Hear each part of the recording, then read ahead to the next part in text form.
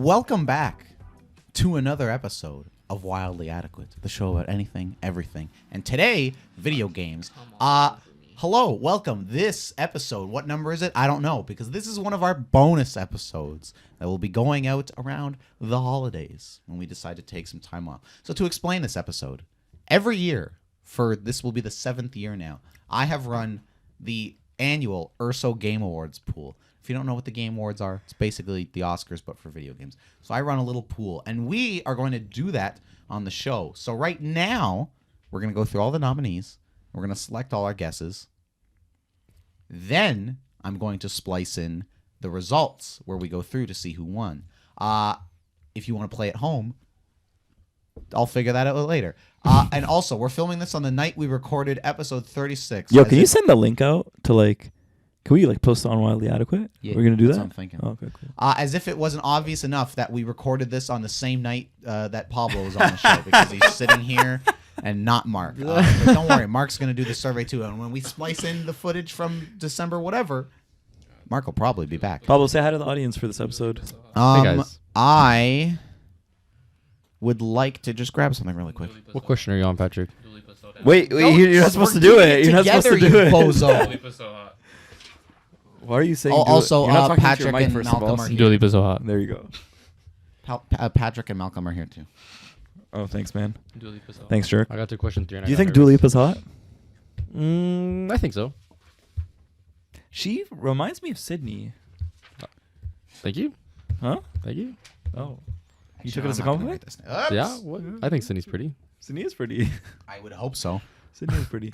Also, I don't know hi, why. Sydney. She reminds me of Hi, Sydney. Alrighty, so here's how we're going to do this. We're just going to go one by one. Now, you don't necessarily have to share your answers with the crowd if you don't like to. In fact, I'm not even probably going to be answering mine right now. We're just going to go through and do it, and I'll do it later kind of thing. Wait, so do I answer or not answer? Yes, you can do it now while we're doing it. And we'll discuss, we'll talk about things. I just what want to we talk about think. So let us get to the nominees for this year's The Game Awards. We begin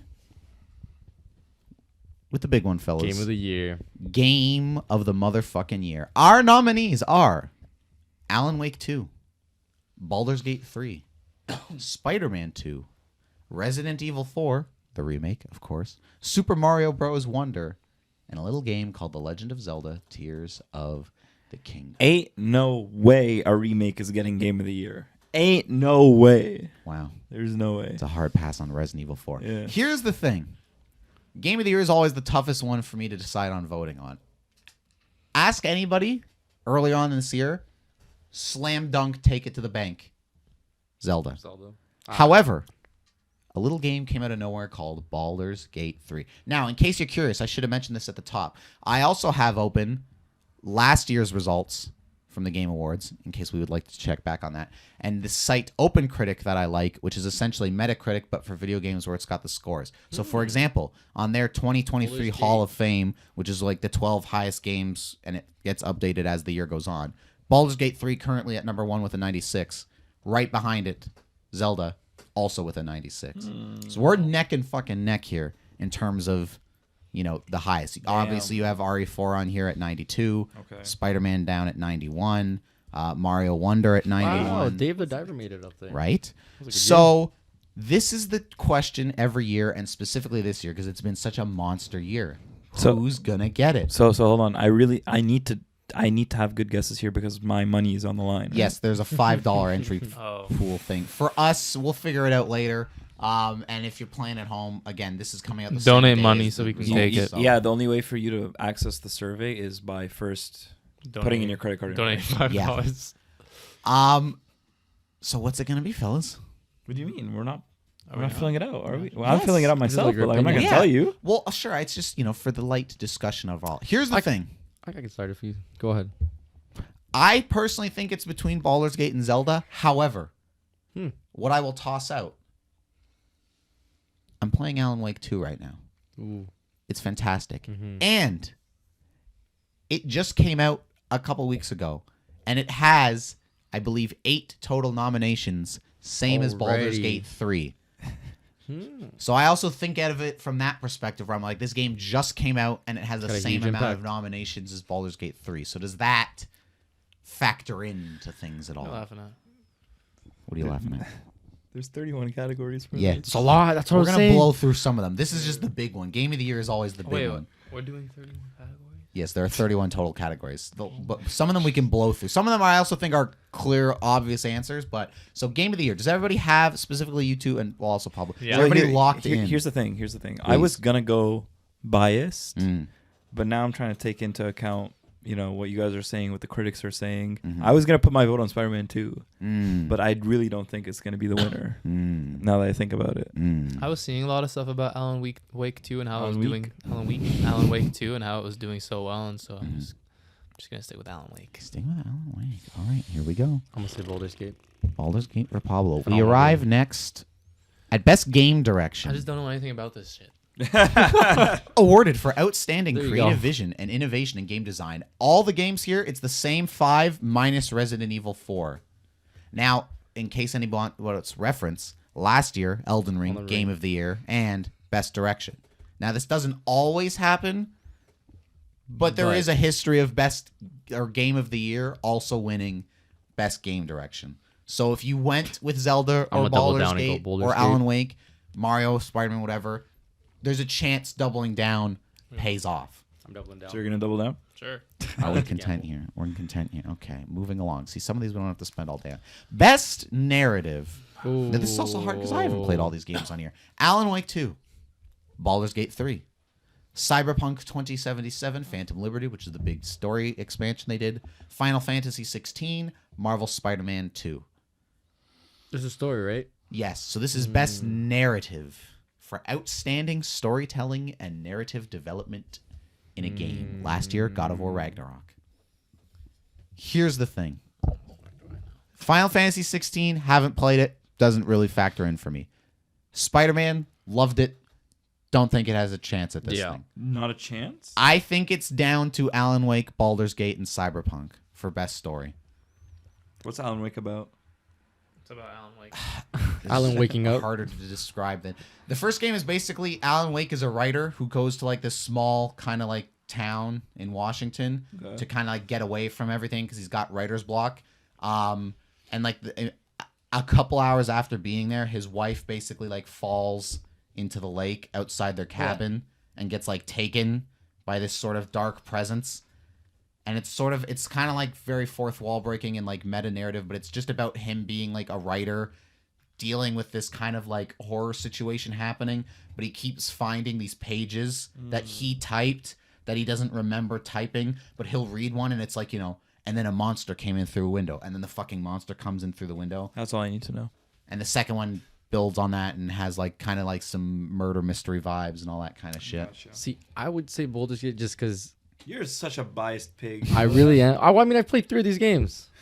So It sounds like you only played Baldur's Gate.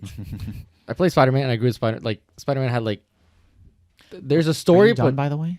I'm 60% done. Oh, now you're going away. I Stupid. know. But it's like, Games. but based on what their category is, outstanding storytelling and narrative development, It's Baldur's Gate. with Baldur's Gate, there's so much you can grow and you can have different paths. With most of these games, it's kind of like a set path that you can follow and you're all going to get the same outcomes. With Baldur's Gate, because it's a development game, you can have different outcomes for whatever you do. All your I actions think take that into play. actually might hurt Choices. it. Actually, now that you say that, Hmm. because like there isn't a cohesive narrative. It sounds like you're saying, like it's like, Like there's a Well, main it's more story. like it's almost like a Fallout or a Skyrim or something. yeah. So where that's it's why like, if it's like a Fallout or Skyrim, I don't think it would get it. Then. I mean, I would say Cyberpunk. Paul's locked in. Well, Yeah, I from was just Baldur's Gate Cyberpunk. You were gonna go Cyberpunk. No, I'd say also? both of them are up there. I would say Okay. Cyberpunk. Is everybody locked in? I'm locked in. Mr. Malcolm. Yeah. We move along to best art direction for outstanding creative and or technical achievement in artistic Oh. design This has to be Zelda. and animation. This has to be Zelda. This is another tough one. Now we have Alan Wake 2, Hi-Fi Rush, Lies of P, Super Mario Bros. Wonder, and The Legend of Zelda: Tears of the Kingdom. Let me How just how check different real is quick. how different is this new Zelda game from Breath of the Wild, in its like aesthetic? Aesthetically, they're pretty similar. Like Okay, it's I the take it same back. kind of cell shaded-y look, which is why I think that hurts Zelda. You're right. You're right. Alan Wake 2 is a beautiful looking game with a lot of cool, trippy shit going on, and like they incorporate live action stuff into the like animated game stuff, which is neat. Mario kind of seems like an easy answer because it's like it's so visual, like it just pops because it's so basic, though. Mario. But yeah, sure. Basic. Maybe a Hi-Fi Rush because of the sort of like cell shaded but different than Zelda and like. I've never seen Liza P. There's a lot. Liza P is it's not from Software, but it's a Soulsborne game. I'm locked like in. a Dark You can go Souls, Mario. so it's one of those Oh, hard as okay. fuck games. You're gonna lose your $5. I won't lose it. Everybody's locked in. I'm locked in. Yep. And we're I'm locked gonna in. do better than Patrick. Really? Yeah. It's a good thing this is getting recorded. Score I and like it rolling music number 5. I don't like it. for outstanding music, inclusive of score. Fucking Jeff Keighley, fix your website. Inclusion of score, 12 o'clock, original I have an 8:30 song class. and or licensed soundtrack. Alan Wake 2, Baldur's Gate 3, Final Fantasy 16, Hi-Fi Rush, Someone Legend of Zelda. tells me what sounds good. Someone tell me. This is where only playing 2 of these 5 hurts. I mean, the music in Zelda is fantastic. That main I like fucking nostalgia as well. like that This is main like Tears of the nostalgia Kingdom for- theme is brilliant. Alan Wake 2, from what I've played so far, the music doesn't really stand out to me that much. Hi-Fi Rush is kind of a game that's like a rhythm game, so it sort of like involves music more intimately. Honestly, to me, this one is Say between Hi-Fi. Final Fantasy and Hi-Fi Rush. Hi-Fi would be a good one. Considering Hi-Fi Rush is a fucking rhythm game, so music is incredibly important to it. And Final Fantasy, the music's always banging. Okay. And we move along. To best audio design, Alan Wake 2, Dead Space, the remake, Hi-Fi Rush, Marvel Spider-Man 2, Resident Evil 4. I think this is between the 3 horror games. Because when it comes to audio design, I would say Dead I Space. think horror. I'm checking last year's fucking God of War. Fuck you, Game Awards. Horror, to me, is where audio design shines, which puts it between Alan Wake, Dead Space, and Resident Evil 4. Personally, Gross feet off me. having played all of these games except for Hi-Fi Rush, and if I'm narrowing it down to the 3 horror games, I think I would go Dead Space. Do you agree with that? That's what I said first. I was the first one to say Dead Space. Is it going to win is a different question. Ah, But personally, I think I would go Dead Space. so wait, what was, this category was best audio. Audio design, yes. And what's the difference between audio design and the one previous with best audio? That's Score score, and and music. music. Oh. So it's more like, You bigot. whereas this is like, the sound of a door opening or a gun effect or like all this, What? Okay. Paulo Pog. All right. I guess we're moving on from audio design. Best performance. Now, this is another one. Haven't played all these games, so this hurts a little. We have Ben Starr. I wrote this down in the actual thing, so hold on. Let me actually pull this up. Best put their performance. games? Ben Starr as Clive Rossfield in Final Fantasy 16. That's the main character. Cameron Monaghan as Cal Kestis in Star Wars Jedi Survivor. The main guy there. Idris Elba as Solomon Reed in Cyberpunk 2077 Phantom Liberty. Melanie LeBird as Saga Anderson in Alan Wake 2. By the way, the fact that the guy whose name I'm blanking on, who plays Alan Wake, wasn't nominated for Best Performance. Snub. Neil Newbin as Asterion, whoever the fuck that is, in Baldur's Gate 3. And Yuri Lowenthal as Peter Parker / Spider-Man Idris Elba. in Marvel's Spider-Man 2. Now, last year for Best Performance, of course, we had Christopher Judge, who voices Kratos, who gave that infamous fucking 12-minute speech, and it was hilarious and way too long. For this year, do they go Hollywood with like an Idris Elba or a Cameron Monaghan? Or do they stick more to the game space? With maybe somebody like a Yuri Lowenthal, who's voiced characters in TV shows and movies and fucking games. say Like he's done a Idris million Elba. things.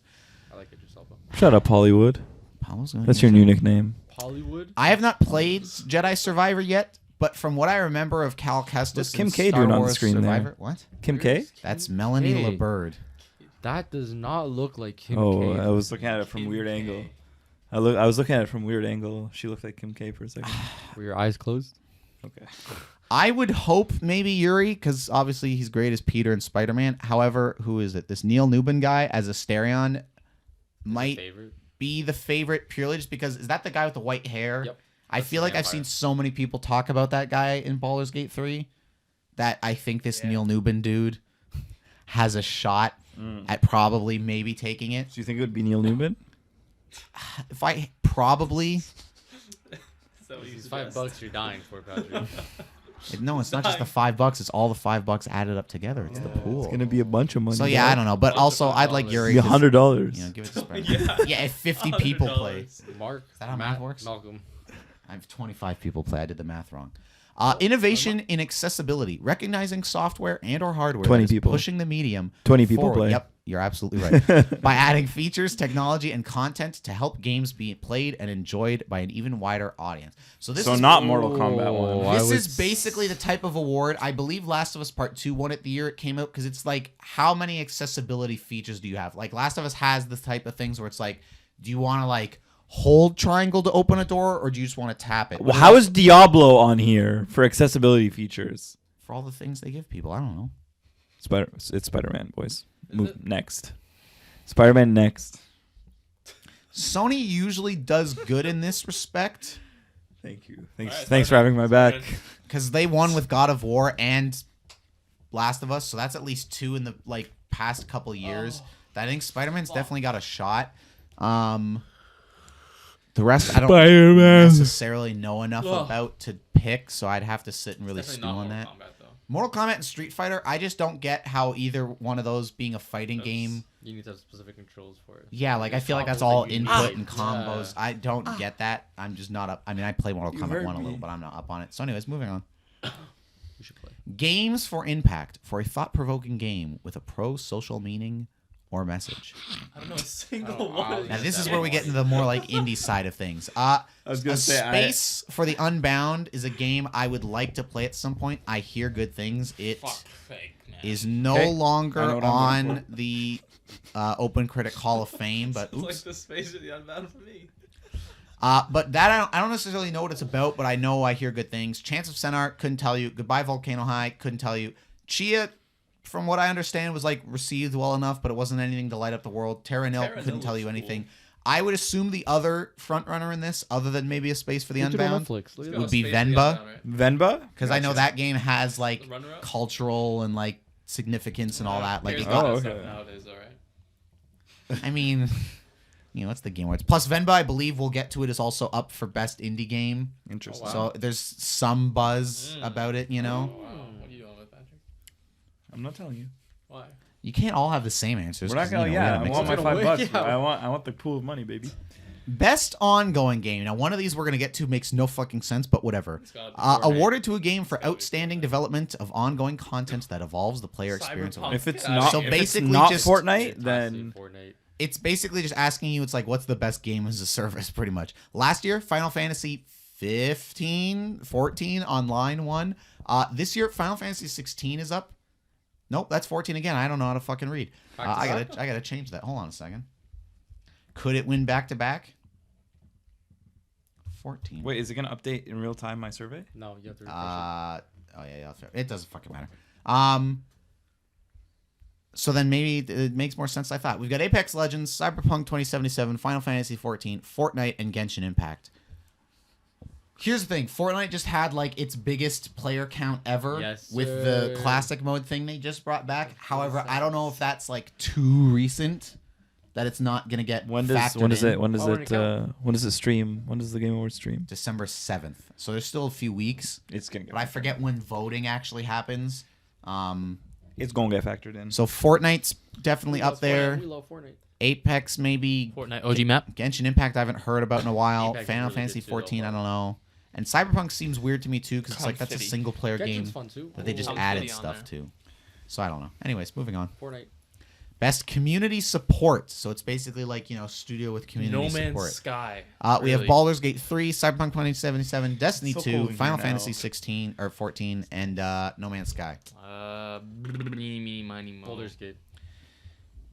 Got a good social media activity. This is one again I'm not as up to date on. I would venture a guess and say it's definitely maybe. not going to be Destiny 2 I was gonna vote because that. Bungie has had like No, Bungie's. Bungie's had a lot of problems lately. So I'm gonna venture a guess and say definitely not Destiny 2. I'm gonna go Destiny. The other four, who the fuck knows? Destiny 2. It's gonna be Destiny 2. Going Destiny 2.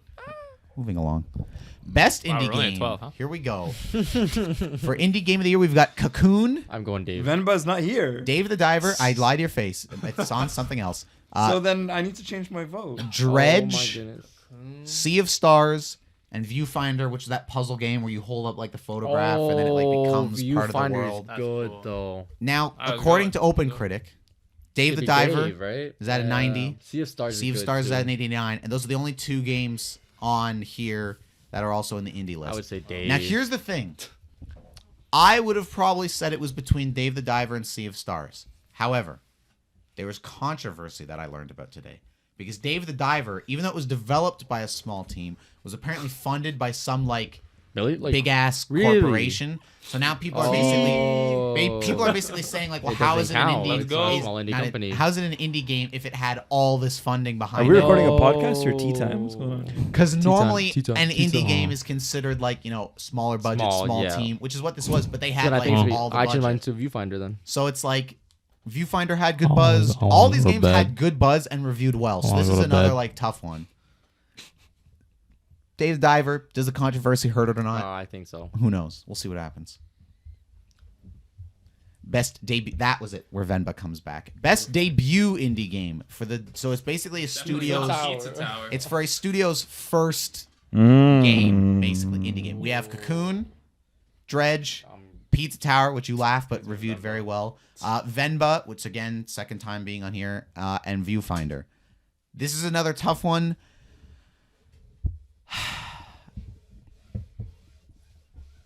I don't know. What? This is a tough one. Honestly, I could see it going to any one of these.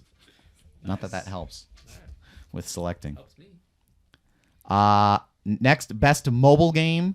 We have Final Fantasy VII Ever Crisis, Hello Kitty Island Adventure, Honkai Star Rail, Monster Hunter Now, Terra Nil. Personally, I think this is Honkai Star Rails. You're Award showing your ignorance every time you open your mouth. because it's made by the same people that did Genshin Impact. And Genshin Impact. Which one did you say would win? This Honkai Star Rail game. I think that's a safe bet. Based on the impact of Monster Hunter. Monster Hunter's big too. Monster Hunter's probably a good coin toss between Honkai or Monster Hunter, Anyways. Best VR AR. We have Gran Turismo 7, the Gran PlayStation Turismo. racing game, which has a VR mode. The PlayStation made Horizon Call of the Mountain. Humanity, which is a puzzle game. Resident Evil Village, a game that's very well rated and Malcolm's stupid. That's scary. Has a VR mode. And Synapse, which is a first-person shooter. These are all VR games. I would say Gran Turismo. Horizon, don't think it stands a chance. So, no. Resident Evil Village VR mode, maybe, but I feel like why would you give... I feel like what holds Gran Turismo and Resident Evil 8 back is that they're pre-existing games with a VR mode shoved in, whereas Humanity and Synapse and even Horizon are Digital specifically VR games. Digital footprint, Patrick. I don't even want to know what you were doing. So I would But maybe see, think I would say between Gran Turismo Humanity and because of Synapse. giving a high player base that experience of having that real life speed adrenaline without the risk. This is true. Where a lot of these games oh, it's a video game, it's not real. But with Gran Turismo, it'll be oh, I can actually drive at a crazy rate rather than oh, I would never actually ever fly a dragon or kill zombies or stuff like that. This What? is true. That is the dumbest argument I've ever heard in my entire life. Wow. That is the most. Do you agree with? Hold on. Do you see why I'm saying that? What do you mean? From a general perspective, You're saying I could- Gran Turismo VR would be the best game because it's the most realistic. yes, virtual reality. I would want He's taking that literally. to. That's okay. Stick with your choice. Okay. Best You're You're clearly back to this. tired. You're clearly tired. best action game. We have Armored Core 6: Fires of Rubicon, which is made by FromSoft, so the Dark Souls and Bloodborne and Elden Ring people. Dead Island 2, Ghost Runner 2, Hi-Fi Rush, Remnant 2. I'm gonna keep it straight with you boys. I like the word Rubicon, so I'm gonna vote for that one. Dead Island 2, I don't think so. Ghost Runner 2, I don't think so. High Rush. Hi-Fi Rush is on enough awards that I don't think it's going to win, that I think this is maybe the spot where you give it to it. However, Armored Core is the Dark Souls people, and they win fucking everything. They've got 2 Game of the Year awards under their belt already. Rubicon it is. So it's hard to parse it out, Moving on. Away from action game. Best action adventure game. Why are these 2 separate categories? Don't ask me. We have Alan Wake 2, Spider-Man 2, Resident Evil 4, Star Wars Jedi Survivor, Star Wars. I haven't even played Star Wars. and Legend of Zelda Tears of the Kingdom. God, just seeing Cal Kestis I with love his that lightsaber. This strikes me as another award category that you would give to one of these games that was maybe up for Game of the Year but But didn't didn't win, which is why I don't think it would be Alan Wake or Tears. I think this is more of like this a is screaming Spider-Man Spider-Man. or a Star Wars. It's begging or you to Resident pick Evil. it. Spider-Man's begging you to pick it. Why? Flip, Like flip, he said, motherfucker. like what he said. You don't think It's not going to win Game of the Year, but they might be like consolation. Like, he didn't win a Game of the Year, but here, take this. Kind of thing. I don't think they'd say consolation, but I think there's a certain amount of like that thought process added to it. In addition, I'm sure there's also, if like one of these games was clearly the best, they would just say, yeah, you get both awards. You win. But I think there is like some kind of like, well, we gave this Game of the Year, so let's spread the love here. Best role-playing game. We have Baldur's Gate 3, Final Fantasy 16, Lies of P, Sea of Stars, Starfield. My vote goes to Skyrim. Where's Skyrim? Okay, awesome. I think It was lost in 2012. as 2011. as good as Final Fantasy 16 and Lies of P and Sea of Stars and Starfield to varying degrees are supposed to be, I think this is Baldur's Gate 3's award far and away. Take it to the bank. I completely agree with you. A best fighting game. Now, this is an interesting one. We have God of Rock. Never heard of it. Mortal Kombat 1, Nickelodeon All-Star Brawl 2, which God of reviewed surprisingly well. Pocket Bravery, never heard of it. Street Fighter 6. I think it's between Mortal Kombat, Nickelodeon, and Street Fighter 6. I like Mortal Kombat 1. I don't think Mortal Kombat 1's got it. Really? What about Ultra? What don't about love Mortal Kombat Omni-Man? What about Omni-Man? I don't have him, and I've played against him like once or twice. He's fine, but I don't think Mortal Kombat's got it. What? I think I also don't love Mortal it. Kombat 1 also kind of has some like microtransaction and like other stink on it that like I don't think. How does that have to do with it being the best fighting game? I just think it's got like stuff working against it that like Nickelodeon doesn't. Is have. Nickelodeon like a Smash? Like it's like a 3D? Yes, like a Smash. Oh, but then it's Nickelodeon, it baby. reviewed way better than the first one did. Okay, Nickelodeon's taking it. Your stanky feet. Back to the stank feet. I want to murder you, bro. What is up Family with you? game. Disney Illusion Island is like a Party Mickey Animals. Mouse It's gotta be platformer. Mario, baby. Party Animals, Pikmin 4, Sonic Superstars, it's Mario. Mario. Pick Pikmin 4. Take it to the bank. Okay. It's Mario. Pick Wait, Pikmin 4. Mr. Pinkman. Or Party What? Animals. Pikmin 4? Wait, who's the guy that has the Pinkman in Smash? Oliver? Olimar. Olimar. Is that his game, Olimar? Yeah, Yes. the Pikmin. That's Yeah, what they're fuck that. from. Well, it's the Olimar's from Pikmin. You guess what? Fuck that. I'm gonna go Party Animals. Do it. It did good. Sim Strategy. We have Advance Wars 1+2 Reboot Camp, which is like a remaster. City Skylines 2, Company of Heroes 3, Fire Emblem I like City Engage, Skylines, Pikmin but 4. I This don't is think where we it's gonna start to win. get to the categories that even I'm like, sure. City Skylines, I hear good things.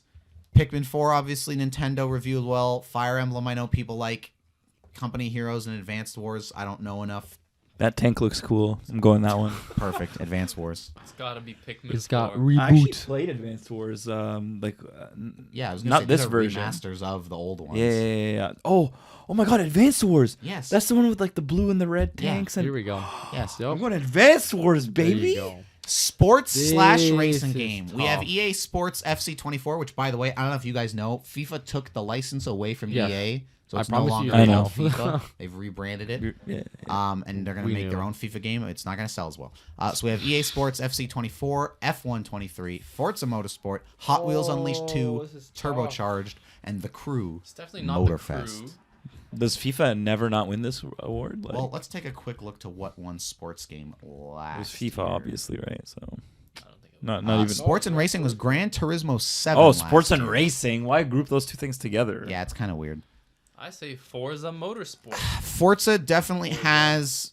Forza's probably, considering its Xbox, probably has the most like quality and polish behind it, which I'm sure helps. So it wins. EA, like We said it the here first. soccer one and the Crew, maybe. F1 and Hot Wheels, I don't think have enough like energy behind. I don't fucking know. Fucking racing. Best multiplayer. Baldur's Oh, Gate 3. boy. Didn't even know it was a multiplayer game. Yeah, Diablo people 4, Party Animals, Street Fighter 6, Mario. I don't think has any business Mario? being on here because yeah, you can play it with friends at home, but like get the fuck out of here. No, Why would they have an Street online- Fighter they have 6 an be on here and not online- Mortal Is it they have an Kombat? online? I'm sure it is. They have Fine. online servers. I'm going Party Animals again. Honestly, I'm not Party gonna lie Animals- to you. Honestly, I think Party Animals has a better shot at this than the family one it was in. I'd say Party Animals. Best adaptation. Are you kidding me, dude? That crocodile with the shades, that's Cold. That's a Cold. banging freaking wallpaper. So best adaptation is basically a game that was adapted into something. We have Castlevania Nocturne, which is sort of like another animated Castlevania series. We have the Gran Turismo movie. We have The Last of Us show. We have the Super Mario Bros. Movie. And we have Twisted Metal show. Here's the thing. If Mario gets this, I'm going to scream. This is far and away Last of Us's category. It is the best video game adaptation ever made. Pick Mario. Straight up, full stop. Pick Mario, please. Pick Mario. I'm not gonna pick Mario. Oh. I think Mario's a gonna win. fun, family-friendly movie. Whatever. The Last of Us is better than any of those other Most things. anticipated. Most anticipated Wow. game. We have Final Fantasy VII Rebirth, Outlaws. I which mean, is that's basically most the anticipated for second me. Final Fantasy VII remake. We have my personal fave, Hades 2. Cannot fucking wait. Like a Dragon, Infinite Wealth, which is one of those Yakuza games. Star Wars Outlaws, and the fighting game, obviously, Tekken 8. Personally, I think it's between Hades and Final Fantasy. Star Wars is Star Wars, so that always is going to have hype behind it. Yeah. Tekken is only big for fighting people. Yakuza's big too for Like a Dragon, but I don't know if that has enough like steam behind it. Star either. Wars is gonna win this one. I think it's quite clear. Have you seen any of Star Wars Outlaws? I have not. Oh, you should check it. It's like the an bounty open hunter world, one, right? Yeah, like kind Yeah, of bounty I hunter. have seen open. that. Now we get to some of the awards that I know What the fuck? jack shit about. So these are always fun because we're gonna just I guess know a them. few of There's them. a Content lot. creator of the year. 1, 2, I don't know 3. a single one of these names. Not one.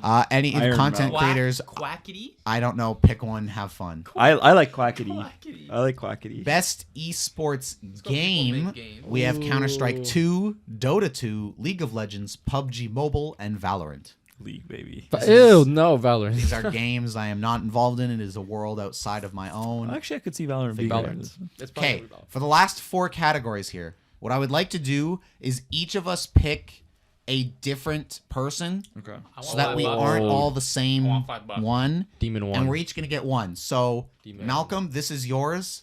Best athlete, pick one, and then we'll do Patrick, me, and Okay, Pablo, best and we can't pick the esports same one. athlete. You better What not the pick mine. Can I pick first? No, Malcolm's going to do this one. You're going to I'm go gonna first on the next go- one, though. Don't you dare pick the one I want. I got mine. I'm gonna go Max Demon 1. Perfect. Damn it. Okay. Taco Hydra. Hydra? Hydra. I'm And Hydra. gonna go Faker. Hydra. God damn it. So you've got Zaiwu or Ruler Jaehyuk. Ruler or Imperial Max Hall. Demon 1. My original Magino. was a Demon Matthew 1, but Ziu. I'll go with- Herbaut. I'll go with Herbaut. Philip. You're gonna go Got his with jersey on. Philip Imperial Hall Dosen. Even though I Wait, know what does League is Hydra probably look bigger. like? This guy. You should pick one of the two guys with the trophy in their Hydra. hands. Hydra. Oh, Patrick, I would like you to start for best esports team. We've got Evil Geniuses from Valorant, Fnatic from Valorant, Gaming Gladiators from Dota 2, JD Gaming, League of Legends, and Team Vitality from Counter Strike. JD Gaming. JD Well, Gaming. I was gonna pick the Japs. I am gonna go Evil Geniuses. The Japs? Because they Who's also the have one of the Japs? best Japanese. players on that team. So There's The no previous slide. Jap. What is he talking? He said he's gonna go with the Japs. I don't know, and I might also have to bleep Japs. Yeah. Who's yours? Oh my God, Evil Genius. I said Evil Genius. Matt, you're gonna have to bleep Yeah, that. Malcolm, not Evil Geniuses or JD Gaming. Who are you going with? I don't want Team Vitality. Perfect. For the third one here, I am going to start with best esports coach. God. Christine Potter. I am going to say Christine Potter. I'm going to say the lady. Wow. Pablo? Me too. You can't. I'm going Why Young. not? I'm You going. can't. Yoonhoom. I'm going Yoonhoom Sung Hyung. Is there Okay. another lady? No, it's You these three. son of These a- are your 3 You're, to choose you're from. such a piece of These are shit. your 3 to choose Choose from. You Jordan got Sonic, Goomba. Gunba, or XT. You, I'm going Yoon. Did you go Yoon? He Yeah. went Yoon. Oh, You Yoon. son of a gun. You got these middle 3. Look at that guy. He just knows what he's doing. I'm gonna go Danny. He's got some. Yeesh. Danny Sonic? Sure. Yeesh. And Pablo, guys last got one. nothing This going is you. on. Best esports event. We have the 2023 League Championship, Who's a Blast fuck? TV, Paris Major, whatever the fuck that is, Evo, which is the fighting game thing, the Dota 2, I'm going League, baby. and Valorant. I'm going League. I'm going League of Legends, Evo. baby. I'm going Evo. I'm going Champions Evo. was very popular this So year. League of Legends. No. Malcolm's gonna steal Evo. I said Valorant. Oh sure, whatever. Valorant, Evo. You're saying League. No, I'm going Valorant. I'm going Valorant. I think Champions did really good this year. Yeah, I don't have to sit and think about that. Now that concludes the actual Game Awards. However, really quickly Oh, there's before we more. go, I have 3 bonus questions that I always add to my thing. Who's the super of the year? What is your personal game of the year? Played any games this Would like you to enter your personal Minecraft. game of the year. The one I would like to discuss slightly more. What is your personal most anticipated game? Outlaws, baby. Star Wars Outlaws for Patrick. What are we looking forward to? For me, it would be Judas, which is being made by the guy who did BioShock. I was gonna say. Personal I'm year, I'm just gonna go with favorites. Star Wars. Outlaws? I've played Star Wars since Okay. I don't even know when dinosaurs roamed the world. What is How this? many Roam the world? anticipated saying games Alan looking Wake for? 2 and in brackets saying haven't played it. Okay. For game of the year or most anticipated? Game of the year. Oh, do you have like a game you're looking forward to? Yeah, Star Wars Outlaws. Okay, we'll get some Star Wars love. And last but not least, what do you hope is revealed or GTA announced 6. at the Game Awards? GTA 6 has a high chance. You're such a copycat. I don't know what else to say. I think they showed that Wonder Woman game a year or 2 ago, but it was like just a CG trailer. It would be nice to see that. I would hope Sony does something. Ideally, if they show off the Wolverine game in like an actual capacity. Pablo didn't like that. Anthony being in my ear all day. Pablo did not like that. It'd be nice to see Wolverine maybe finally, because it's been a couple Definitely a years since we even heard about that. Submitting it. But yeah, there you go. Patrick's feet smell. So, ladies and gentlemen, that concludes Once you close the camera, I'm gonna slap you in the face. our nominee guesses for the Game Awards. We'll cut right back for the with the results. Patrick's feet smell.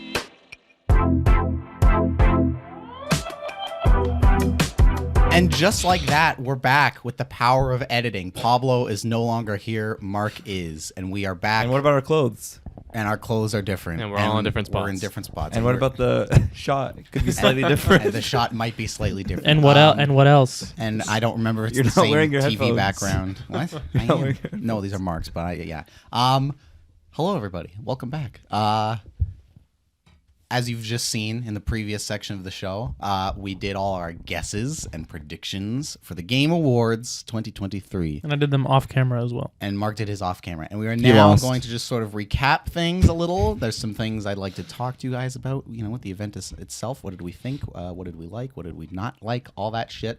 But for the actual awards themselves, Wait, we're gonna start with stuff we liked and didn't like. no, we're going to start with the results. I guess I have one. In terms of results for this year, where did I put the results? Why are the results not here? Oh no. Matthew messed up. Live on camera. Oh, there it is. It's because it's way at the beginning. For this year, Patrick, out of a total 31 awards, you got 13 What's the percentage on that? correct. I do not know. Somebody do the math on that for me. Let's see. It's about a third. Patrick got 46. anything. You and Malcolm got Resident Evil Like 40 Village something. VR mode. That was one that only you Oh, two yeah, got. 45. I'm just really quickly looking to see Patrick. Wait, what- Matt. How many Matt, total? Matt, How many put, to- put a pin in this for a How second. many total? 31. 42%. 41.9%. Almost. Okay. Usually he's a human calculator, but that one you didn't. You also were one of only 2 people to get best esports team. So good job, Patrick. It's always league, baby. guess. What's the name of the esports team without looking? JD. Wow, you actually got it. Malcolm, you also had 13 out of 31. Let's go. You were one of 2 people to get Neil Nubin as Asterion in Baldur's Gate 3 for Yeah. best Knew it. Tell me who that is. performance. Tell me who that is. Not a clue. Other than that, you basically got points that everybody else did. Yo, can we submit this to the host of the Game Awards? to Mr. Jeff Keighley? Can we submit this to Jeff? Isn't he Canadian? He is. So we can mail this to him. Sure. To his Canadian address. Sure. To what end? Go on. To whatever end he wishes. Mark, you got 17 out of 31. I don't know what the math Let's, on let's that calculate is. the percentage. Calculate Mark's that. gonna calculate it real Well, I quick. passed. I 50. think. My guess is 50. 55. 55%. You didn't give him a chance to guess. Sorry. And then what you were Mr. guessing. Mark, you were one of only 2 people to get Forza Motorsport Let's go. for innovation and accessibility. You were one of 2 people to get Cocoon for best debut indie. Scrolling right along here, you were one of 3 to get Valorant for best esports game. One of 2 to get best esports coach for Christine Potter Chi. What does she coach? I have no idea. I have no idea. Video and game player. last but not least, I got 22 out All of right, 31, all right. which means yes. All I won. It's a Now, rigged, now before it's you a go, rigged now games before, award. before you go on to say how much individual categories you got by yourself, Maddie got 71%. So Wow. you got 71%. I just like everyone here to acknowledge that he's the one that set it up. Mm-hmm. So can we speculate as to the odds of him rigging it? Yeah, but at the same time, we've been doing this for many years, and he's always the one who sets it up, and he hasn't won very much. And you know what's also funny is that this entire Excel sheet was public right before the show went live, and then I updated it as it was going, so you could have been following along in real time the whole time. you shared it with me? Mm-hmm. I share with everybody. I had it as well. Show me that you shared it with everybody. Don't do that. Let's not waste our time here. There you are. How do I know you shared it with them There you go. like before the Game Awards and not after? No way to prove it. There we go. I mean, if you We're really back want to in get the hot that, seat. There's definitely a way to prove if it. you really want to get that crazy about it. So broad thoughts. What did everybody think about this year's Game Awards? One thing I liked was how little time they gave people to speak, and what I really liked in particular is when that one girl was coming to talk on the microphone, and they just played the music over her. All right, But so they let her speak. we're gonna get to that, but sure. I feel I generally love the Game Awards. The last 2 years have been kind of disappointing, if I say so. I feel like Matthew doesn't agree, by the way, but go on. yeah, I don't know. I think like the Game Awards started in like 2017 or 18 or something. I think this might have been 10 years for them, or like Wow. 9. So. Damn. Okay. Yeah. So I don't know. I just feel like the Game Award, what do you call them? World premieres have been getting kind of shittier over time. They used to like announce huge games at the Game Awards, and now it's just kind of like a couple indie games, and maybe like one like AA game, but they're not really huge AAA interesting games that they're announcing anymore. Mm. And then also I feel like they had a lot. What? Sorry. What the fuck? Sorry, What? go on. My bad. I swear, You made me half laugh. the time I'm like talking, just like laughing. Sorry, for you some made reason. me laugh. Go on. No, but yeah, I don't know. I just feel like there was a lot of ads too. Which I Mhm, didn't quite love that, I guess. But yeah, that's about it. Patrick. I didn't like that they switched out the girl host for the guy host Sydney halfway Goodman? through. Yeah, Mm. I wanted her. They to do be that the every host. year. I wanted her to be the host the whole way through. Why?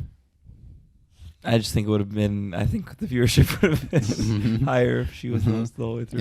Interesting. I like this year's show fine enough. I thought it was all right. I thought last year was better and a particularly standout show. I mean, it's all dependent on what, gets announced and what matters to you. Because like this year, them ending with the new Monster Hunter game, Paulo was like texting me right away, and to a lot of people that was like a huge like, holy shit, another like the sequel basically to Monster Hunter World, awesome.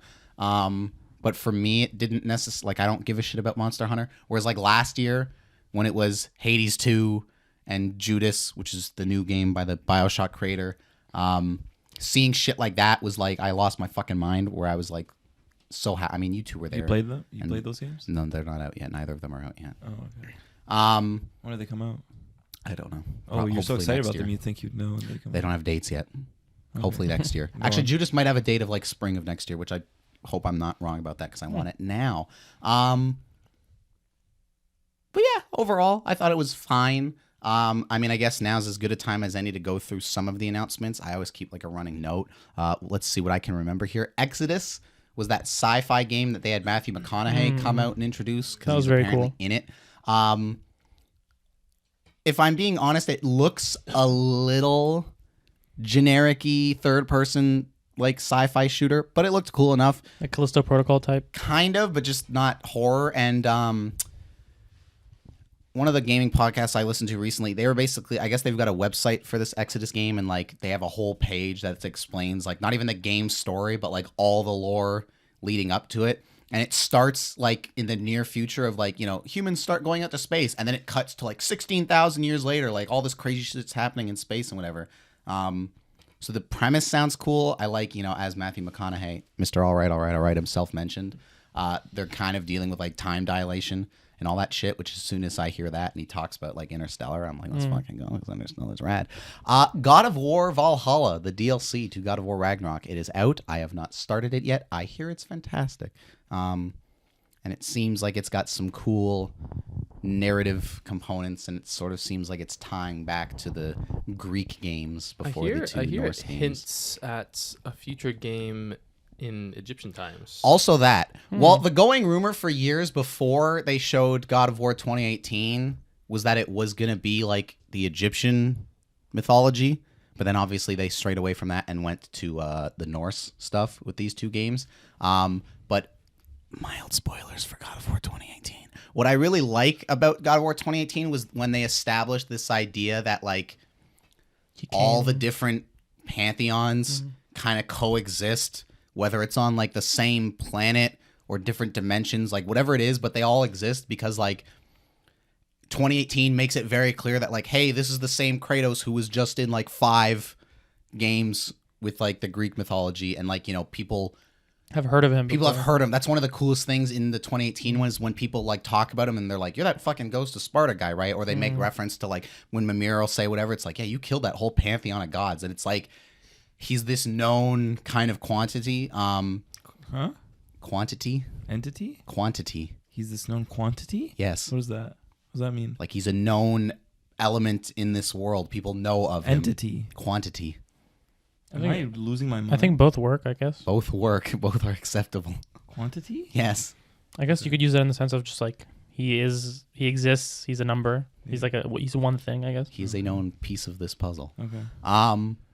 And yeah, they make reference to in 2018, kind of like more like, you know, East Asian mythology and like Egyptian mythology, because I think you see like hieroglyphics or some shit at some point in that game.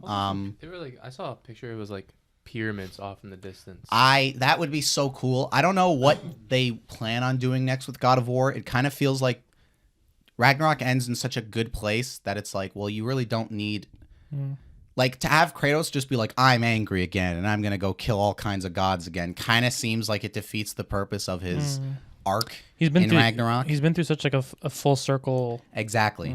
I will say, however, this is not my idea, so I can't take credit for it. But I did hear people like speculate and talk about like, oh, what could they do next with God of War? And somebody tossed out the idea of like, well, he's basically taken out the Greek pantheon. He's had this run-in with the Norse pantheon.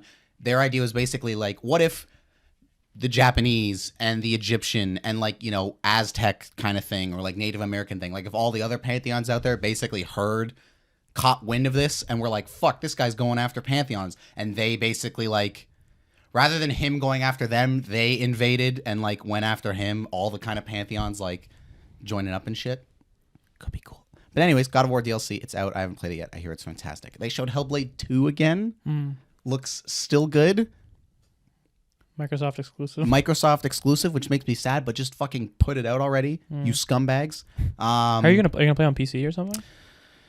'Cause it's not gonna come out on PlayStation. I don't know. I gotta see. I'm gonna investigate. I'm trying to investigate because Game Pass, you can get it on your phone, and I'm debating maybe getting one of those backbone controller things because they also like Netflix has a bunch of video games which are free on there if you have Netflix, and some of them are fine with touchscreen controls, but they just put the GTA Definitive Edition, like the trilogy where Really? it's 3 Vice City and San Andreas Netflix? on Netflix. So if you have an iPad or a phone or whatever and Netflix, you can play them on there. But I really don't want to play those fucking games with touch controls. So I'm kind of considering maybe getting one of those controller things, which if I then have that would make streaming Xbox stuff possible and a slightly easier prospect than trying to fucking play Halo for the first time fucking like this. Like an idiot. Rise of the Ronin samurai game looks cool. Jurassic Park Survival, this like first person Mirror's Edge looking ass Jurassic Park game. Cool. Parkour type shit. Injected into me, that looks cool. Black Myth Wukong, which is being made by that Chinese team, I forget the name of. That game continues to look Crazy good. astounding of like how graphically good it looks, some of the like enemy variety and all that shit. Like Souls-like kind of thing. Fantastic. We'll get to that one actually. The other big one for me is OD, aka Overdose, the Hideo Kojima game where they had him and Jordan Peele come out. This is that kind of Xbox game he's been making for a little while now, separate from Death Stranding 2, which I thought they were going to show, but they fucking didn't. Anything Kojima does, I'm interested in, but him doing horror, and especially when they're like, hey, Jordan Peele's involved somehow. And he's also doing like A24 is partnering with him to do like a movie. Yes, they're doing a Death Stranding movie with A24, which is cool. And the thing about that's neat is you could basically just cast Norman like Reedus. everybody from the game in the the motion movie capture is they so just good look and- like yeah. themselves. So you could just be like, it's Norman Reedus and it's Lea fucking Seydoux and Lea stuff. Seydoux and whatever. I mean, it'd be weird to get Guillermo del Toro in there because it's his model in the game, but it's not his voice. So that would be kind of fun. Oh, I didn't know that. Interesting. The last game of note here, and this is one of the things, like, I don't know, this one's not really a controversy, but we'll get into some things to talk about. Blade. Marvel's Blade being made by Arcane. I forget which one of the Arcane studios. It's like the French one or some shit. Yes, so then it might be Arcane Leon, I think. Yeah, that's right. Yeah. I, for the longest time, was not an Arcane fan. I tried with Prey, and as I believe I've mentioned on the show before, I played Prey for like a good 5-6 hours and was like, this game sucks. And then I played it again years later, and I was like, this game is nearly a 10 out of 10. Prey is fantastic. Deathloop was really good. The first Dishonored was maybe my least favorite out of those three. How dare you? But I still have to get to the second one. Them doing Blade is interesting. It's not what I would have liked out of them. It's kind of like, I mean, at the time we're doing this, like a bunch of Insomniac leaks have happened because they were hacked, and when their like schedule got leaked and whatever, and it's like they're gonna be making fucking Spider-Man and Wolverine and X-Men and Marvel games till like 2038, and I'm kind of like, cool, I guess, but at some point I'd like to see them do, you know, these are the guys that fucking invented Ratchet and Clank and Resistance and all this shit, so it's like, at some point I'd like to see you do your own thing again. So there's a little bit of that with Blade. The interesting thing about Blade is that it is a studio owned by the fine folks over at Xbox. However, there was no indication anywhere in the trailer that it was going to be Xbox exclusive. And even still afterwards, when like PR people have been asked, like, hey, is this an Xbox exclusive game? Blah, blah, blah, blah, blah. They still have not really answered straight up. I don't know what that's all about. If I had to venture a guess, it would be because fucking there was just something that came out where like PlayStation's outselling Xbox in Europe alone like 3-1 or some shit. So Let's go if I PlayStation. had to venture a guess, it would be that I would assume Disney or somebody stepped in and was like, hey, we're going to give you Blade, but put it everywhere because we actually want to, you know, make money on this. And I think they're learning that because there was some other thing recently where Machine Games is making the Indiana Jones game, which we still haven't seen anything of, and that apparently is exclusive. But there was some interview recently where somebody, the way the guy was basically talking made it sound like, it almost made it sound, I think it was some Disney person, and it almost made it sound like they regretted giving Indiana Jones to Xbox. Like at first it was going to be everywhere. Then Xbox bought Bethesda, so they were like, okay, it's exclusive now. But I guess Disney's kind of seeing the writing on the wall with like Xbox sales and shit, and I think they're kind of like, fuck, I wish we had put Indiana Jones everywhere. I do too. By the way, like I saw like Blade screenshots, and the game looks fucking like beautiful. Mm. It's third person, which I thought was interesting Which because is also interesting. yeah, because Arcane usually does like first person stuff, like Dishonored's first person, Prey's first person, Deathloop's first person. They're all first person shooters or like kind of like magic using games. It kind of looks like you when you're playing first person Skyrim, like shooting stuff out of your hands and shit. Yeah, I don't really mind. I know you were saying about how like kind of creating original IPs and stuff versus kind of doing Marvel stuff. And I feel like it's fine if a company kind of will do like one for the masses and then one that's like very unique to them. Sure. Kind of like how some actors will do like a AAA blockbuster Hollywood movie, and then they'll do like, you know, a super low budget indie movie just for themselves and for the kind of like their super dedicated fan base or yeah. So I think it's like usually like that they did Deathloop and they did what did they do? They did Prey before that. So they've been making like original games. So I don't mind that they take like a departure and do that because I think it'll be like, I think they're so good at making games that I'm glad someone like them is handling something like Blade because I don't know anything about Blade, but I've always been interested in that character. So I want to see how they like. It's a game. What do you call it? It's a company that I trust, and so I'm glad that they're handling it. And then maybe after they'll do their own original shit. But well, and there is a couple things with that too. Where yeah, first of all, I trust them, so I'm sure it'll be good. I also, even though I'm not the biggest Blade guy, I like that they're doing Blade because it's like, if they're gonna keep doing superhero games across the industry, I would like to see them kind of venture out where it's like obviously Insomniac's crushing Spider-Man. Cannot wait for Wolverine. you see the leak shit, by the way? No, I saw one leaked clip, like a low resolution of him like stabbing people. It looks pretty cool, but I'm sure He it's gonna tried be to awesome. show it to me. It's Tried to it was force me to literally see it. literally a 5-minute clip, like not 5 minute, a 5-second clip of him. I just, know like, a lot of stabbing it's couple not people. like spoilers or anything, No, but I'm no. kind of just like I'd rather them the show official- it to me when they're ready and not like this shitty situation For they've sure. been put in. Yeah. Um, By the way, can I comment on something about Blade? please. Because I feel like people have been talking about. I've seen a lot of people commenting, being like, "Oh, Blade, the graphics look like they fucking suck." What? How? Like because the art they have like a very specific. from the leaked stuff. No, from the official Blade. Like there From was no that leak trailer. stuff. An official trailer. No, because the trailer, their art style is very like Spider-Verse kind of comic booky. In that Arcane usually does our kind of more cartoony, less realistic art Yes. style. Deathloop is very kind of like it looks like a mixture between realism and comic book kind of art. So I feel like some people who are like super casual gamers comment like when something doesn't look lifelike, they're like, "Oh, this looks fucking horrible graphically." Even though it's like a very intentional style, and it's like, what would they say the same thing about like Into the Spider-Verse? Because it doesn't look real. It looks kind of like choppy, comic booky. It's like it's a weird critique to me. Yeah, it's always frustrating when people are like, why doesn't every game look like The Last of Us? I'm like, because fucking then every game would be boring as shit. Like I love Last of Us 1 and 2, but you know what the least interesting thing is to me about them? Their art style. Because it's just like, hey, reality.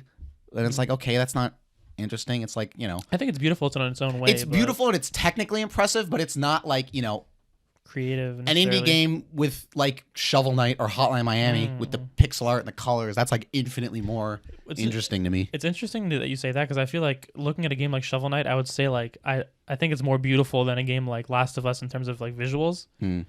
Even though it's not like, you know, it's very like simplistic, I guess, compared to something like Last of Us. Mm-hmm. But for some reason, it's something that's like a charming quality about the colors and Yeah, cool. it's just it's bright, it pops, and it's, Yeah, you know, yeah. it stands out. But the fuck was I saying with Blade? Yeah, that's the thing too, though, where if this is gonna be their kind of like one kick at the can, I'm glad they're doing a slightly, you know, lesser known in quotes hero, because it's like we have a million Batman games, we have a million Spider-Man games, even Rocksteady's doing Suicide Squad, but it's like, hey, here's the fucking Justice League in it.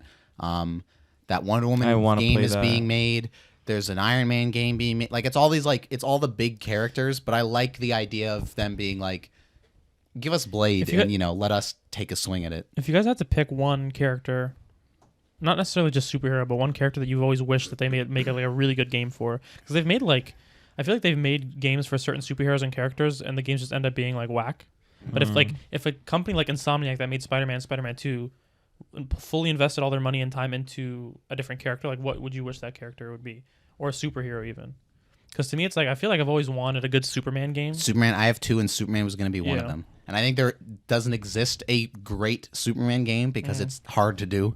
Yeah, with all the destructibility and like the flying physics and stuff. The question is always like, if he can fly around and do all this shit, how do you like prevent him from leaving Metropolis or whatever? Like if it was an open world game, how do Invisible you wall prevent type it? shit. Yeah, where he just gets the like it. The very simple explanation would be like he gets there and then just turns around and has the line of like, "Oh, I can't leave. I've still got things to do." But like, do you do a narrative thing where it's like Brainiac's got the whole fucking city trapped or something, and like that's why he can't get out or whatever? I feel like it's also hard to make like opposition for him too, in a way, because people would consider him like as an overpowered superhero in general. Sure. So I mean, you can introduce kryptonite and shit like that, but it's like if you're having a battle with someone, it's gonna be hard to make it feel like a challenge when you're just like steamrolling. Yeah, like when you have a boss fight against like Doomsday or some shit, it's Sure. like, okay, this works. But when it's just like these henchmen, it's not like Batman where it's like, okay, I'm stealthing around. It's like Superman just flies up to him while he's getting shot and doesn't give a shit and just fucking torches everyone. But in that case, in that sense, it may be one of those games where it's like, it's just kind of those like what do you call it? What's the term for it? It's kind of like a Doom type game where you feel so powerful. It's like the oh, kind like of a power fantasy? yeah, power fantasy type game where you just kind of like do whatever you want. Well, that's why my second answer is going to be Hulk. That's what I was gonna say too. Because like the old PS2 Crazy. Hulk games, I know there's a couple, but there's one I know, like I remember playing clear as day as a kid, and that was just like, it wasn't like the Superman thing where it's like, how do we make this work? It was just like, yeah, fucking jump Destroy around and shit. pick up a car and toss it and beat the shit out of everybody, and it's like, this is awesome. So like a big budget Hulk game would be cool. I know saying Hulk and Superman are like two of the most popular characters, so it doesn't make sense with what I was saying. But Patrick, Malcolm, anything? I don't know. I can't think of one. I I'm thinking mean, like villains. Like, could it be cool to do like a villain sort that would of? be very game? cool. I was thinking about like Joker, but like he's like, what would it be? I was thinking like if they did a Joker game similar to what we saw in the movie. I thought you were gonna say like a Green Lantern, like officially make like an incredible Green That'd be Lantern cool. game or something. Yeah, that'd be cool. Well, and there's other ways. But like how do they do that? What do you mean? A Green Lantern game. I guess it could be like Star Wars Likely, Jedi Fallen Order. yeah. I mean, likely it would be third person, and then maybe it would be like you'd be facing other kind of like. You could go from Lantern. planet to planet, but like Mm, it would be like fast travel between planets kind Sure. of thing. probably Yeah. you can fly around within each planet, I Mhm, guess. mhm. But yeah, I guess like with certain characters, the limits are so open and endless that it feels like nothing is grounding them in a sense, which I think is probably the problem with like something like the Hulk, Mm-hmm. where it just feels too like boundless. Like there has to be rules to follow. Mm. Like Spider-Man is so perfect because he is, even though he's really strong, he's limited to like, you know, I don't know. There's a cap on what he can do, and there's a cap on where he can go and how fast he can go go there. So it's like, The other thing is we're also thinking like, you know, like Spider-Man, like these big open world, blah, blah, blah. But if you had to give me choices and characters to not do like big open world, but like more linear things or smaller things, I mean, it would not sell at all, but I'm such a sucker for it where it's like, if you came to me and were like, here's like a Detroit Become Human style game,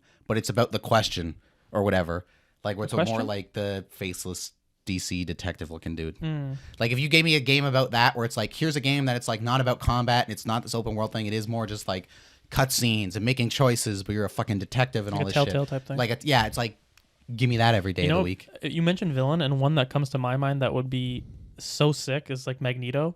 If they did like a really, really high quality Magneto game where you can like smash metal together and throw it at people, like Control.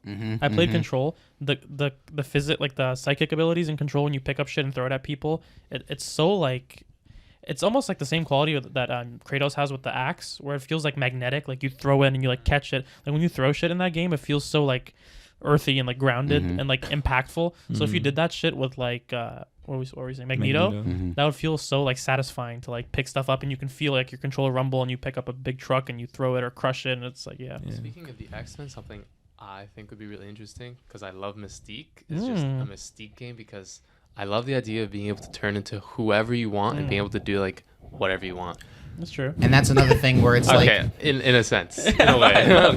Pat, I looked over Patrick and he's kind of like smile, like he's like, what is he thinking? but that's another example of a game where it's like, yeah, do you really need like some giant open world Mystique thing? No, it No, would probably be a not. story game. But you could make like an Uncharted game out of like a Yeah. Mystique, like Could just do it as or a like, shooter or or whatever. imagine like Could- yeah, sorry, go ahead. So I was just gonna say, could you do a Thanos game where he's the protagonist and they're See the making you want to erase half the Oh universe? god! But see, again, the problem to me with Thanos is that he's so powerful. Like, how do you But make you his have to, abilities? you like- have to do it. You have to do it where it's a quest to get the stuff. Oh, I see. you know? There's Also, ways he's- to That would be do. pretty cool. Actually. There's ways to do overpowered characters. Like even with Superman, I think if you had a Superman game where it's like the setup is Brainiac has like covered Metropolis, so it's like okay, he can't leave, and he's activated, you know, a red sun thing, so it's like okay, it's a depowered Superman. He doesn't have like all of his kind of toolkit.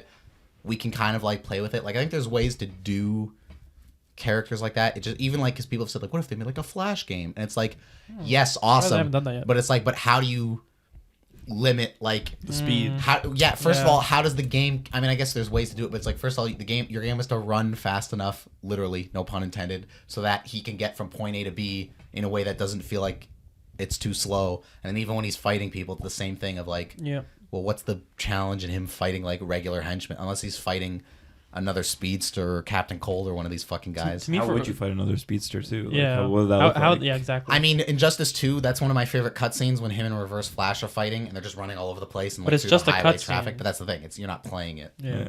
But I feel like for these reasons of all these limits and shit, like that's why Spider-Man's so perfect. And that's why Wolverine's a great idea too. Mm-hmm. And they've done games for him in the past, but like his whole idea of like regeneration and that being connected to the health system in the game, I feel like it just works really well. But Marvel Ultimate Alliance is a thing, and they use a bunch of characters. Yeah. You know? But it's Mm. Fun But game. none of them have like our limit. Wait, is Well- Hulk in it? Hulk's in it. But Marvel Yeah, Ultimate but it's Alliance, always very those are like contained, different. you know? Yeah, it's like a different style. it's not like open of world game, or you know. yeah. Isn't Ultimate Alliance? I haven't played in a long time, but isn't it kind of like a top down? It's a Yeah. top down. Yeah, Yeah, it's so like it's those like- old X-Men ones. It's a Yeah. group of four. You have 4 Mhm, heroes at mhm. once. That's why I guess the characters that are more powerful, you could make something that's more linear in order to kind of have a natural limit to what they can do. I How guess. have they not made an Iron Man game yet? There's one coming. Oh, And they made like Apparently. Iron Man VR games and Right. stuff, but I've never. Yeah. You know That's what? If you want a surprising. perfect solution to all this, Marvel Snap, ladies and gentlemen. We're not sponsored, that's but right. we could be. perfect solution. But yeah. So, anyways, with Blade and Arcane, Quite perfect. I get what you're saying, but like if this is kind of the one Marvel game they do, that's cool. But the problem is the other Arcane studio just put out Redfall, which was a giant shit show. So And what- now they're doing the other studio's doing Blade, and the going word was that like they're not that far into Blade, so it's kind of like it's just ever so slightly frustrating for me. Where I'm like, well, your other team just blew its load with Redfall, so they're not putting anything out for years. What team was that, by the way? Was that the same team that made one of the older games, or I is it like a think separate it team? was the U.S. team, but I don't know what they Like made. Like Arcane's most famous games, like take Dishonored, Prey, Deathloop. Like, is that a different team that did that than that did Redfall, or is that a same Let's take a look. French video games studio. There's another one in Austin, Texas. Wikipedia's asked you something multiple times. Has it? Yes. But what if you go down to the games? Like, what does it show? Who made which game? Does it show? So it sounds like the first few games up to Dishonored was just one team. Then Dishonored 2 was Leon. Austin was Prey. Okay. Leon was more Dishonored. They both kind of worked with Machine Games for that Wolfenstein Youngblood thing. Okay. Deathloop was Leon. Austin was Redfall. And now Okay. Blade is Leon. Now I'm gonna take a swing here, and say that based on this chart, Leon bangs it out of the park every time, whereas Austin has had some slip ups with Other than like the with Wolfenstein Wolfenstein. stuff, Leon's pretty spotless. But yeah, Austin nailed it for me with Prey. And then it's like, hey, Redfall. And it's like, ugh, come on. But it's interesting One 'cause for 3. honestly, but a lot of people didn't receive Prey that well, and I'm conflicted on the game. I really like it, but I think it has some problems. Whereas I love Dishonored and I love Deathloop, and I don't think they have as many problems. So like, yeah, just me personally, I think Leon is based on this is one that like they do it better. So I'm glad that they're doing what do you call it, Blade? Yeah. But anyways, so games and stuff that were revealed. Now, in terms of a couple things that came out of the events that I thought would just be, I know you guys aren't necessarily like in the shit like I am with the games industry, but I just thought What are you saying? What are you saying? You're not necessarily like, you don't pay You're attention not as much. knowledgeable like that. First thing was Christopher Judge, Mr. Kratos himself. Last year had that infamous like 8-minute long acceptance speech, and it feels like they reacted to that this year, and we'll get into that because you brought it up, and for you it was a positive, and for a lot of people it wasn't. But the first thing was that he gave this speech, or like kind of opening address. I thought it was hilarious, and I thought the first thing we'll get into is the joke he made, About Call of Duty? where he's like, my joke or my award speech last year was longer than this year's Call of Duty campaign, and like everybody in the place was like, whoa, blah, blah. And it's like this very fucking nerdy video game joke. But I was like, ha, that's funny because yeah, apparently Modern Warfare 3 came out this year and stunk, and everybody's like, the campaign's 2 seconds and sucks. A lot of people really got their knickers in a knot about that, and we're He like, said that it's shorter. Wait. basically Can I- like Who is watching that and going, I'm upset that he insulted Call of Duty? And a lot of Call of Duty devs like were tweeting whatever and Oh. being like, how could Christopher Judge Okay. do this? And it's an That- event about like celebrating industry, Sure. and you're tearing us down. that and makes all this that stuff. makes sense. I thought you were saying just like random people being like, "Oh, I really like that game. How dare he?" How dare There he? were Like, I it's a love joke. that there were definitely some people that were just, the perpetually offended people on Twitter, but like there was also some of the devs being like, hey man, like blah blah. And to me it was just like, Those devs can go and screw themselves. but it's just like, come on guys, like it's such a harmless joke. And also, Literally. everybody, at the end of the day, most people know that Call of Duty's it's released every single year. They're not putting in like it's not like they're like trying to fucking make something super creative and They're not just, reinventing the wheel. Yeah, it's like Yeah. FIFA 22, 2023, 24. It's like they're just kind of slightly bettering it, changing the story a little bit, keeping same guns. It's like they're not creating something that's like wholly original and artistic. They're Which kinda is no disrespect to anybody No. working on it. The games are, by all accounts, usually good. I still am in agreement that they're some of the best feeling first-person shooters from game to game. And they they look pretty, blah blah. Like there's definitely quality there. It's If not the that. campaign is objectively that like very short, Yeah. then what What's could they It's not possibly like say? it's not like he insulted the kind of like. It's not like he insulted the technical aspects of the game, or he insulted like the pointed out story. Well, Truth. that's Yeah. what some people were pushing back with like, yeah, but the campaign is like noticeably short. Yeah, do you know how long it? Can you pull it up in hours? Like, I'm curious to see how. Because to me, it's like if it's like super short, then like the joke is even more warranted. Yeah, But even if it's not that short, like it's just a joke. it's just a you know? joke. Yeah. Shout out to how long 5 to beat hours. 5 Yeah, hours. that's Wow, that's that is very short.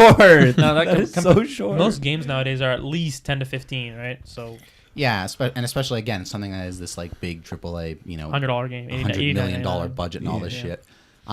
True. So to me, it was just very like, come on, guys. And it's also like, I think the Game Awards, and we'll get into this, is a little too buttoned up sometimes. What does that mean? Like, they're very trying. Ass kissy. What I understand is that a lot of people still don't take video games seriously as like an art form or an entertainment and thing and all this. And I get what Jeff is trying to do in a sense by like making the show like very official and high production Family and friendly like and family stuff. friendly and high budget and like, you know, look at how impressive the stage is and look at we have the fucking orchestra doing the squeaky clean. music. Like they're trying to run a very professional thing here. I get it. But there's also a part of me that wishes that they had a little bit more fun with it. Like I think of the Golden Globes when they had Ricky Gervais hosting for years and all he would do is just get up there for the first 10 minutes and just shit all over everybody in the room. And that's like the best part of the night. And to me, it's kind of like we got A taste of it. like 2% of that with that one joke against Call of Duty and everybody lost their shit. And it's like, it was like one of the more memorable moments of the whole award, and then Yeah. people were like like you said, tweeting about it afterwards and shit. So I feel like definitely injecting that throughout the show can make it more entertaining. Did 'cause he people were apologize? no. No, I don't think And so. it was also genuinely funny. Unlike Yeah. some of the other stuff when it's like, Daddy Jeff, I love you. But when you bring out Gonzo, the fucking That Muppet, was- and have this like Yeah, 5-minute tough. segment, it's like, okay, whatever, What guys. was that? And I Yeah. forget what it You know was, what's but in the hilarious? pre-show, Sydney Goodman had Oh, some joke. no, I remember? don't blame her at all. Oh, yeah, it's yeah, not yeah, her yeah. fault. She's It's reading all not the- on you, yeah, Sydney. she's It's on great. whoever the writer is.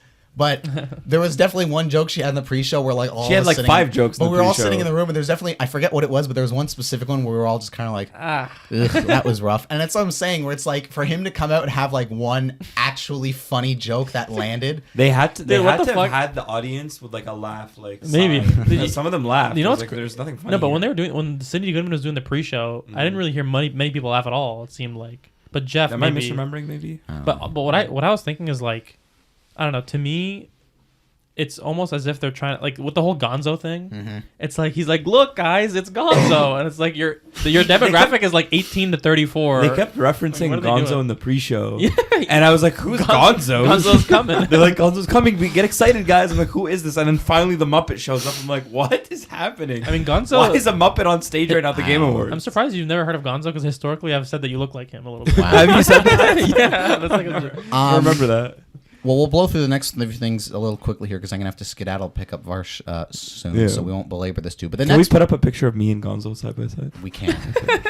The next thing with regards to the Game Awards was what you brought up as a positive thing was they got a lot of shit this year for not giving the recipients a lot of time to speak. I was really happy about that. And the proof of that was that people were taking like pictures of the teleprompter in the room, like, you know, if they could see it behind them. And it literally, after 30 seconds, had this giant thing of text pop, like, wrap Stop it up, talking. please. And it's like the That's guy who showbiz, voiced the guy who voiced that character in Baldur's Gate 3, he had a really like good kind of like impassioned speech, and it was kind of like weird when they were like after 30 seconds trying to cut him off. And then when Alan Wake 2 won Best Game Direction and Sam Lake got up there and again to me gave this like really good, you know, passionate, nice, like this really good speech, and then again after like 30 seconds to have the fucking music start kicking in.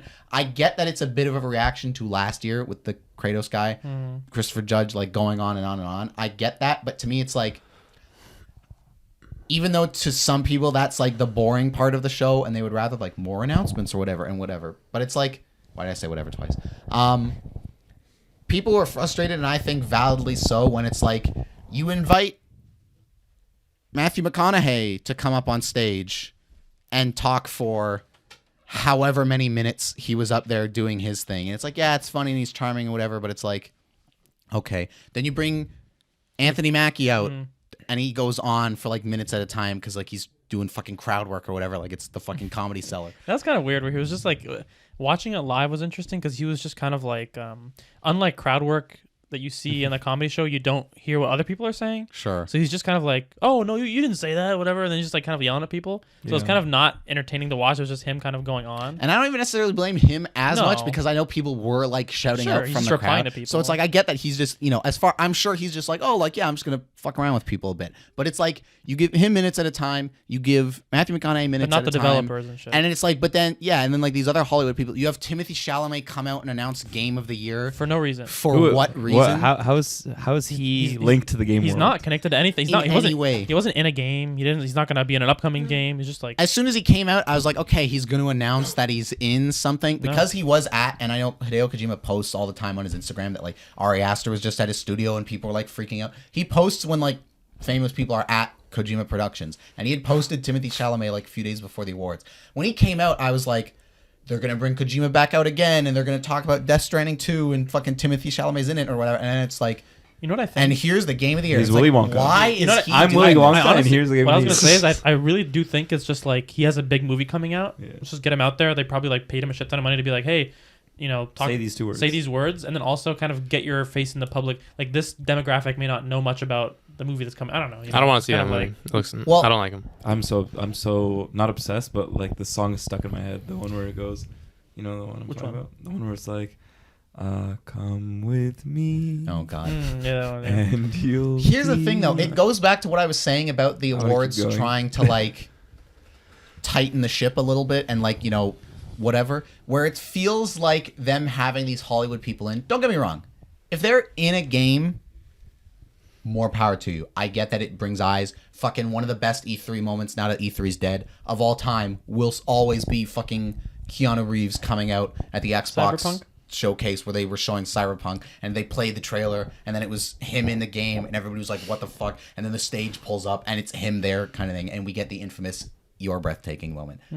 Fine, all the way. But it's like having Timothy Chalamet there just feels like them trying to be like, look, the rest of the world, like this is a legitimate thing and a legitimate art, like take us seriously kind of thing. But it's like, why? To me, you should have a Hideo Kojima or Why did he not Miyamoto. announce it? Yeah, but 'Cause like he you doesn't should speak have, I guess, sure. But Miyamoto, one of these guys, like some famous, get an old fucking Capcom guy, whatever. I don't care. But even just have Jeff do it. To me, it's like embrace that it's our thing, not in an exclusionary way or like a gatekeeping of like don't come into That games. sounds exclusionary. But embrace it where it's like this is our thing, and it's like, you know, if you're here and you don't understand who every person on stage is or whatever, then it's like that's okay. It doesn't matter. Like I think the embrace it. I think the general idea, it seems like it's like kind of like selling the soul, becoming more like commercial, becoming Sure. more just like for the masses, and you kind of lose, like he's saying, I guess like the kind of like it's not for the people who love video games anymore. It's for people for just kind of whoever. Yeah, like but at just the end of the general day, people. like, what does it matter who announces an award? It doesn't ultimately that much. Like there is a certain amount of, you know, maybe me making a mountain out of a molehill kind of thing, but like But in general, though, not about that specific point of who announces it, but just about sure. less time for developers to Yes, speak and whatever. that- I like that. Okay. You like that because you don't really care about. I like that because, again, like, I actually didn't say anything on this point. I wanted to get back to this point, but I feel like having the time limit is a good thing so that we can get the awards going. And if you want to say something, you should.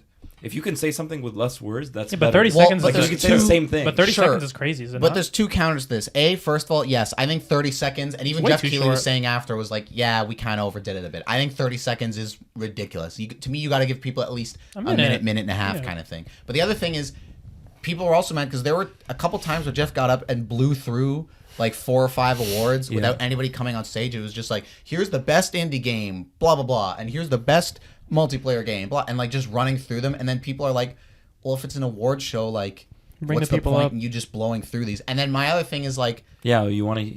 if they were gonna like take away time from the speeches to put it towards, you know, other game announcements or things like that, then it's like, okay, sure. But it's like a lot of times it just feels like the devs get less time, and it's like, and here's an ad break, or it's like the devs get less time, but here's 5 minutes of Matthew McConaughey, and it's like, why not cut him down to like a minute or two, and give the devs that extra time? I didn't you even- know? I What is even- it that they want to say so badly? What do you mean? Who? The devs. What is it that they need to get off their chest? I don't know. badly? Well, put it this way: as somebody who's kind of hopefully in, not specifically video games, but going to be in this world one day, I can tell you that if I ever won a fucking Oscar or something one day, I would want more than 30 seconds to like soak that in and, you know, say my piece kind of Also, thing. I feel like it's a recognition thing or it's kind of like, you know, your industry, you're going to respect.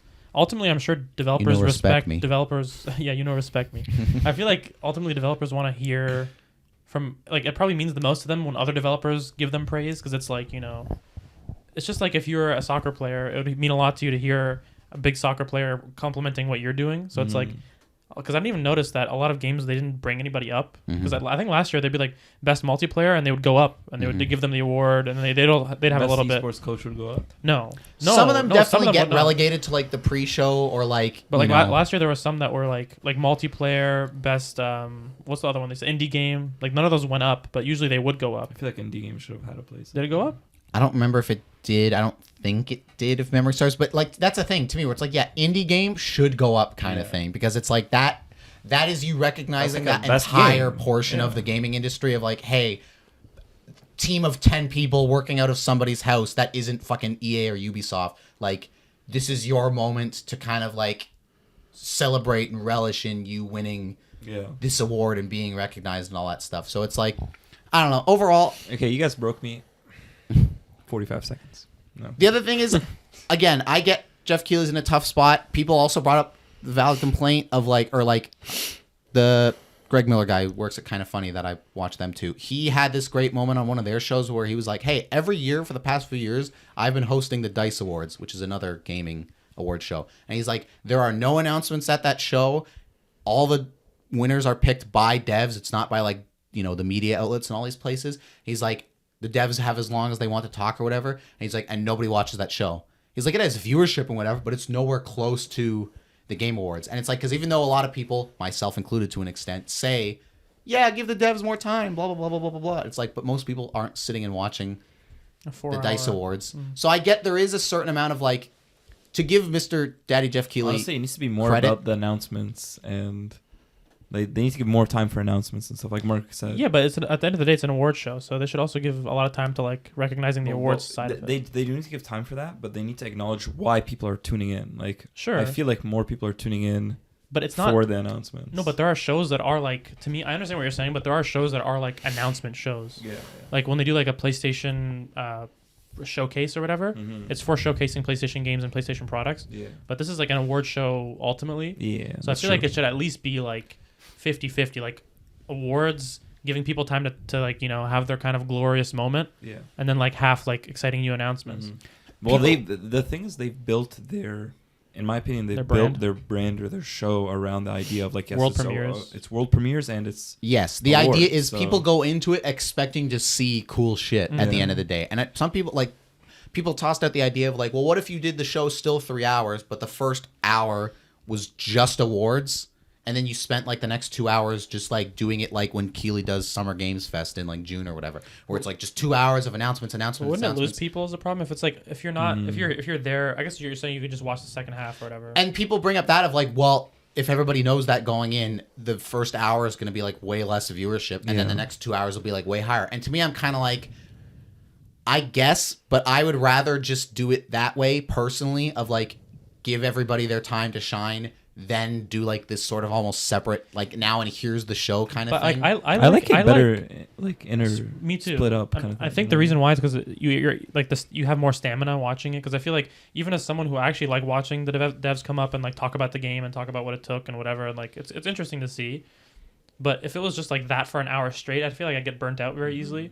Whereas like if it's interspersed, I feel like and it also builds up. Yeah, sorry, no, go ahead. I was just gonna say it also builds up like anticipation for the next premiere. Sure, yeah. If you have like the break between like, Yeah. okay, And these I- and I devs think- are gonna come talk and Yeah. we're gonna hear this award, and then okay, now it's another premiere. I can't wait to see. Sure. what it is. And I think what you were saying about like what you were saying about the time limit, like I think ultimately there has to be a time limit. Yes. Or else you'll have the judge situation every year of like 5-8 minutes, whatever it was.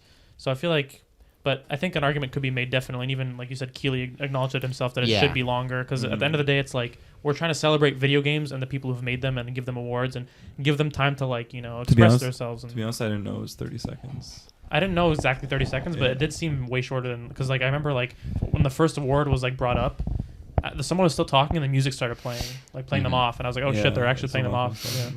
Yeah. But anyways, well, we'll start to wrap up here because, like I said, I got a Splitsville in a few minutes. But anyways, those are kind of like the big things to come out of the show. I think, you know, again, to give Jeff Keighley credit, I think some people kind of are like really hard on him and shit on him, but to me, it's like I think he's a good face. Doing the Lord's work. He's doing the Lord's work. I think he's a good face for the industry, and I don't just say that because he's Canadian, which does make me like him. Because he's white.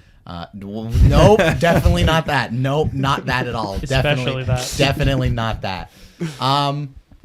I give him a lot of credit because to me, it's like I'm sure it takes a lot of energy, especially now where he basically does 3 shows a year of like now it's Summer Games Fest in June, which is basically taking E3's Which is spot. great. I love Summer Games. So it's like, okay, he does that. He does the Gamescom in Europe, swimming the in it? one night live. Is he what? I would assume he makes pretty good coin.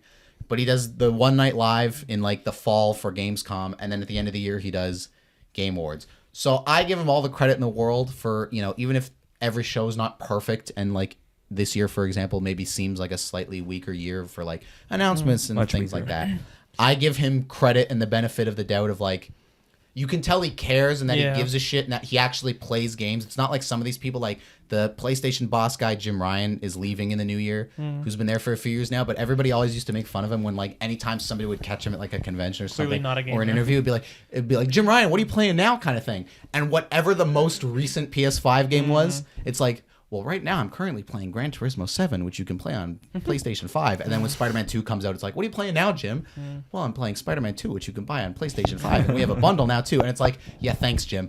But, like, you can tell... He's a businessman more than a gamer. Yes, yeah. which isn't necessarily a bad thing. But you can tell with somebody like Jeff Keighley that, like, the way he kind of simped for Kojima for so many years and is now, like, boys with him and whatever, like, you can tell he knows his shit and cares and, he doesn't just talk the talk, he walks the walk. And for the actual show too, it seems like he cares about the feedback because even Yes. he was saying like, fair enough. I think we could have done better with that, and he realizes that. And I think also like I think I've seen from year to year sometimes people will really complain about something, and then next year they'll actually kind of fix it a little bit.